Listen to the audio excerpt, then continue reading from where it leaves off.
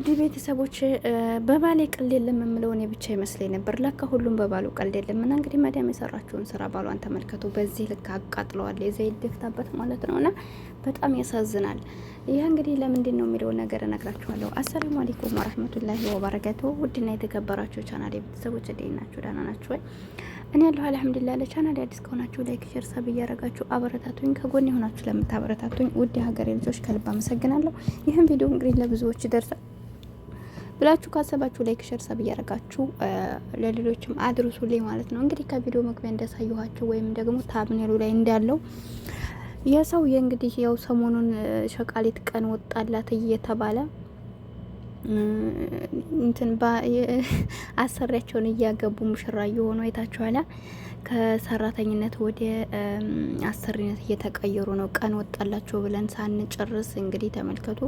አሰሪቱ እንግዲህ ባለቤቷን በዚህ መልኩ በዘይት ቀቅላ እንደ ድንች ማለት ነውና ወይ ከሸቃሊት አልሆነ ወይ ከሴትዮዋ አልሆነና ከሁለት ያጣ ጎመን አድርገዋለች። እና ብዙ ጊዜ እንግዲህ ሁለት ሴቶች የምትመኙ አይነት ሰዎች ከዚች ተማሩ ማለት ነውና መጀመሪያ ያለውን አብስሩ ይባላል። እና እንግዲህ ይህን ሰው እያታችሁታል። ከጥቅም ውጭ አድርጋ በዚህ ልክ አስቀርተዋል ቀቅላ ማለት ነውና በጣም ያሳዝናል።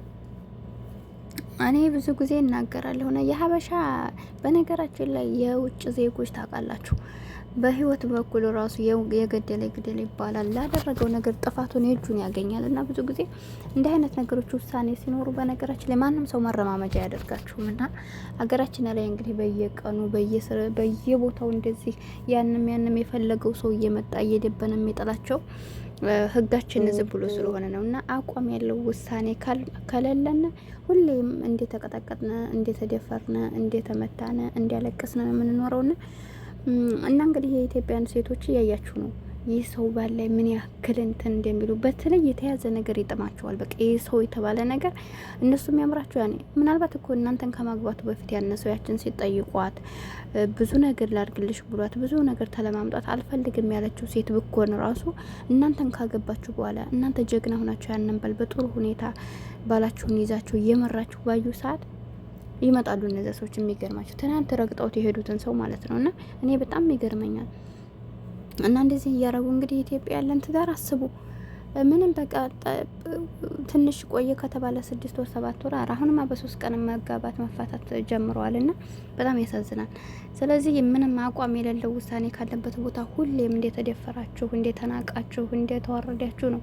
እና እቺ ሴትዮ እንግዲህ ታውቃላችሁ እነሱ በነገራችን ላይ እንኳን ለሰራተኛና ሌላ ራሱ ሲሆን ከባድ ናቸው። ታውቃላችሁ አይደል? እንኳን በባላቸው መተነባቸው የሆነ ስህተት ስናጠፋ ራሱ አላህ የመረቃቸው ሰዎች ሲገጥመን ነው እንጂ ክፉ ናቸው። ታውቃላችሁ እነሱና ስለዚህ አሁን ላይ በአደባባይ ባለም ሰራተኛ ማግባት ልጅም ሰራተኛ ማግባት አይታችኋል። ለምንድን ነው ሲባሉ ደግሞ የዚህ ሀገር የውጭ ዜጎች ታውቃላችሁ መጣያ ሲጥሉ በጣም ብዙ ብር ነው የሚያስፈልጋቸው ለመጣያ ማለት ነው። እዛ ላይ ቤት መስራት አለበት፣ የሆነ ነገር ሊኖረው ይገባል። መኪናማ መቼም አንዴ እንደንተን በሉት የኛ ህዝብ ስልክ በደንብ ሳይዝ ደናል ሳይዝ እነሱ ግን መኪና በቃ ግዴታ ነው። መኪና የሌለው ሰው መቼም በእግሩ አይሄድም ከዚህ ሀገር ታውቃላችሁና ብዙ ነገሮች ካላቸው በኋላ ነው የሚያገቡትና ያኔ ጣጣው ብዙ ነው የዚህ ሀገር ትዳር። ከዛ አንጻር እንግዲህ የኛ ደግሞ ታውቃላችሁ አሁን ላይ እንኳን አረብንና ሌሎችንም ቢሆን በብዛት የኛ ሀገር ወንዶች አይረቡም እያሉ እያገቡ ይገኛሉ። የኛ ሀገር ወንዶች ደግሞ በምትመለከቱ መልኩ በጣም ከባድ ናቸው። ለምን ከተባለ ሴቶቹ አይፈረድባቸውም።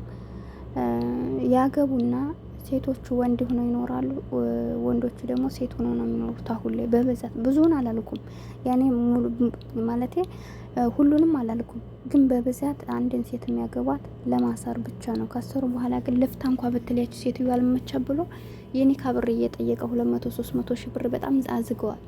እንደነገርኳችሁ እኔ ሁሉንም አላልኩም፣ ግን የምሰሙት ነገር በጣም ይከብዳል። በማንኛውም እምነት በቃ እንደዚህ አይነት ነገር እየተከሰተ ታዩታላችሁና አሁን ላይ ትዳር ለመግባት የምንፈራው ለመለያየት ወይ ደግሞ እነሱን ለማጣታችን አይደለም። ነገር ግን ገብተን ራሱ መውጫ ማጣት አለ። በጣም ከባድ ነው ወላሂ። እና አሁን ላይ ያለው ሰዓት ከዛ አንጻር እንግዲህ ብዙ ሴቶች የኛ ሴቶች የኛን ሀገር ወንድ ከማግባት ግማሹ ቁሞ መቅረት ይሻላል ይላል፣ ግማሹ ደግሞ የውጭ ዜጋ እያገባ ይኖራል ማለት ነው። አላህ ያላለተም ዘና ብሎ ህይወቱን አሳምሮ ይኖራል። አላህ ያላለተም ደግሞ እንግዲህ ያው ቁሞ እየቀሩ ነው ትላላችሁ አይደለም? ያ አንዳንዶቹ የሰው ባል ሄደው እንትን ይላሉ። አንዳንዱ ደግሞ የራሳችንን መቀበል አቅቶናል ትላላችሁ። ለማንኛውም በቃ ህይወት እንደዚህ ናት እና ተጠንቀቁ። እኔ የምላችሁ እዚህ ሀገር ላይ ባሏ እንደዚህ አርጋ ከደፋችበት እናንተንም ስለማትምር ተጠንቀቁ። በባላቸው በኩል በጣም ከባድ ናቸው። ሌላ ነገር ልታጠፉ ትችላላችሁ፣ ነገር ግን በባላቸው ቀልድ አያውቁም። ቀልድ ማንኛችንም አናውቅ፣ እንኳን እነሱ እኛ በራሳችን በባላችን የሚመጣ ሰው እኔን አያርገኝ ማለት ነው። ከባድ ነው እና እንደዚያ ስለሆነ የሰው ነው፣ አያስከብርም፣ ምንም አይሰራም። እዚህ ቦታ ልንሰራ ነው የመጣ ነው፣ ሰርተን ወደ ሀገራችን መግባት ብቻ እንጂ የእነሱን ባላግብተን ሲኦል ማለት ነው። እንዴት ነው እኔ አመኝ እሷን ባላግብቼ እሷ ጋር መቼም አልቀመጥም እንዲሁ በፍጹም። እና በጣም ከባድ ነው። እንኳን ባሏንና ልጇን ቢሆን ራሱን የእነሱን አመኝ ህይወታቸው የእነሱን አግብቼ የእነሱን ቤተሰብ አግብታቸው አስባችሁታል? ከባድ ነው እና ዙሮ ተጠንቀቁ ለማለት ያክል ነው። እኛ ብር ነው እንጂ ልንሰራ የመጣ ነው ወንድ ያተን አይደለም። አላህ ያለለን የሀገራችን የራሳችን ሰዎች ሞልተዋል በአቅማችን የሚመስለንን ሰው ማለት ነው። እና ሰውየው እንግዲህ ያሳዝናል በጣም አስበቃችሁ ቢቀርበት እሳ ከዚህ ኩላ አሁን ልጅቱ ውስጥ መጨረሻዋ ምን ይሆን ትላላችሁ? እንግዲህ በጣም የሚያሳዝነው ወይ ከሷ ይሆን ወይ ከዚች አልሆነ እንዲህ ብሎ በሐኪም ቤት አሁን እንደምትመለከቱት ነው። እና በጣም ያሳዝናል። ሀረብም እንደዚህ ማድረግ ጀመረ ባላቸውን። እኔ እንደዚህ አይነት ሰምቼ አላውቅም እውነት ለመናገር በጣም ከባድ ሆነዋል አሁን ላይ ማለት ነው። በተለይ ደግሞ ሰራተኛን ሲያገባ ከዛ አንጻር ነው። ሰራተኛ ምን ያክል እንደሚያዩነት ታውቃላችሁ። እኛ ግን ብዙን እንደነሱ ብንሆን ከነሱ እንበልጣል። ሰምታችኋል። ሸቃሌት እኮ እውነት ለመናገር በጣም ጀግና እኮ ናት። ጀግናዎች ናችሁ። ለማንኛውም ቻናሌን ሰብስክራይብ እያደርጋችሁ አበረታቶኝ። አይከፈልበትም። ውድ ሀገሬ ልጆች ከመጥፎ ነገር አላህ ይጠብቃችሁ፣ ከማይሆን ነገር አላህ ይጠብቀን። ሀገራችንን ሰላም ያርግልና በሰላም ሀገራችን ገብተን የራሳችንን ህይወት እንድንኖር ሁላችሁም ዱዓ ጸሎት አድርጉ። ቻናሌን ሰብ ላይክ ማድረግ አትርሱ። አሰላሙ አለይኩም ወራህመቱላሂ ወበረካቱ።